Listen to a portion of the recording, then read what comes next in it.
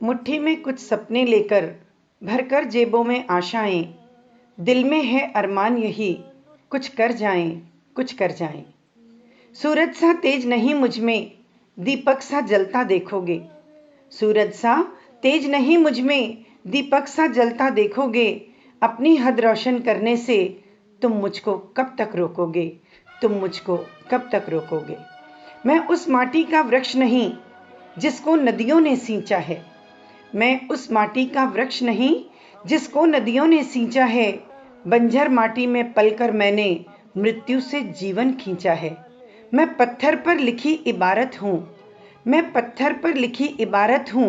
शीशे से कब तक तोड़ोगे, मिटने वाला मैं नाम नहीं। तुम मुझको कब तक रोकोगे, तुम मुझको कब तक रोकोगे।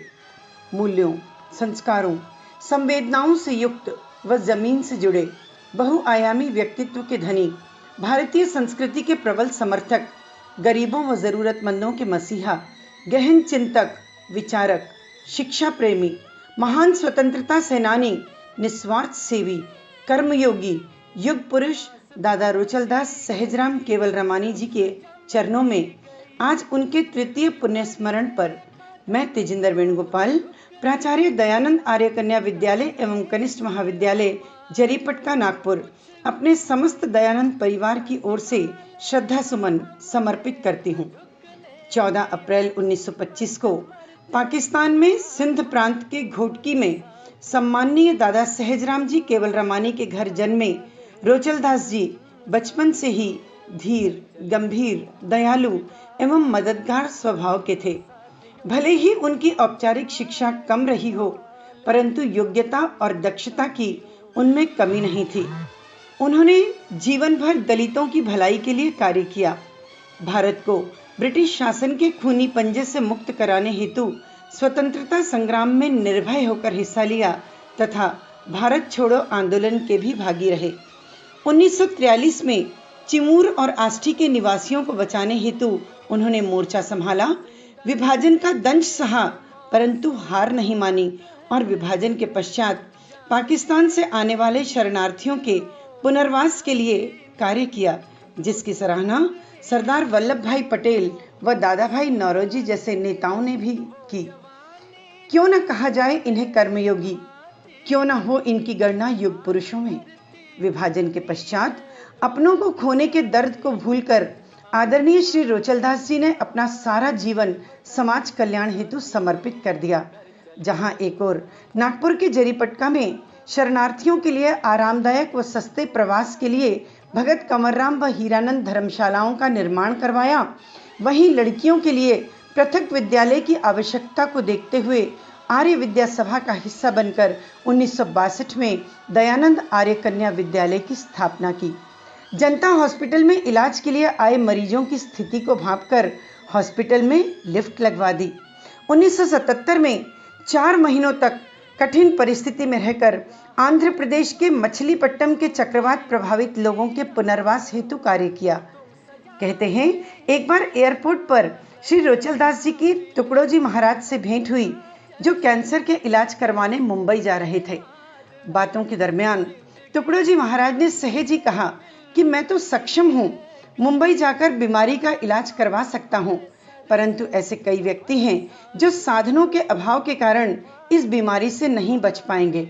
और उन्हीं से प्रेरणा लेकर 1974 में दादाजी ने नागपुर में राष्ट्रसंत टुकड़ोजी महाराज कैंसर हॉस्पिटल की स्थापना की। उनके इस क्षेत्र में अभूतपूर्व सेवाओं के लिए 2009 में महामहिम राष्ट्रपति प्रतिभाताई पाटिल जी द्वारा उन्हें पुष्कर अवार्ड से सम्मानित किया गया। कहते हैं ना, आचारवान पुरुष ही समाज में प्रतिष्ठा प्राप्त कर सकते हैं। लंबे अरसे तक आर्य विद्या सभा के प्रधान के रूप में कार्य करते हुए उन्होंने यहाँ कार्य करने वाली प्रत्येक अध्यापिका व कर्मचारी से एक ऐसा अनूठा रिश्ता कायम किया कि वे हम सभी के प्यारे दादा बन गए। आज संपूर्ण परिवार उनके तृतीय पुण्य स्मरण पर उन्हें शत शत प्रणाम करता है।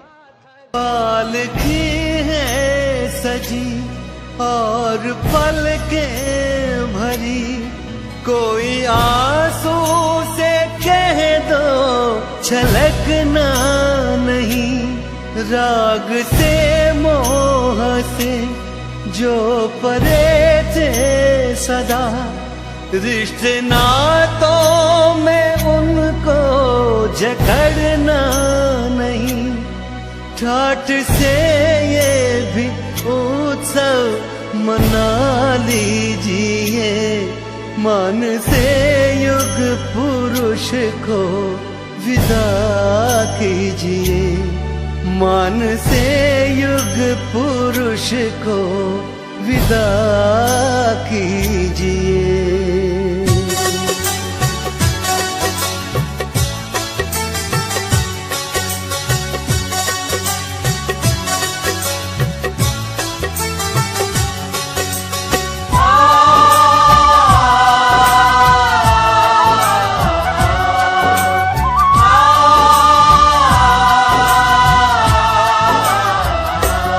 शान से गर्व से जय जयकार कीजिए, मान से युग पुरुष को विदा कीजिए। शान से गर्व से जय जयकार कीजिए, मान से युग पुरुष को विदा कीजिए।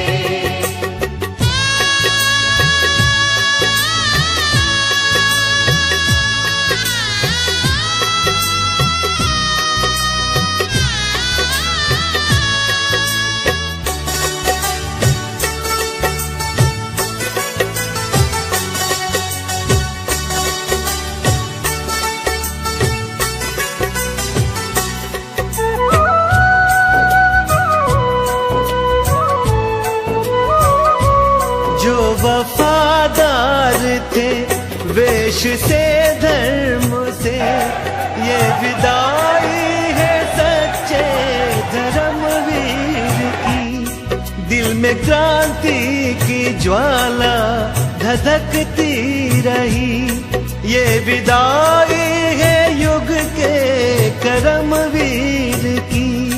भाव के कुछ सुमन भी चढ़ा दीजिए, मान से युग पुरुष को विदा कीजिए।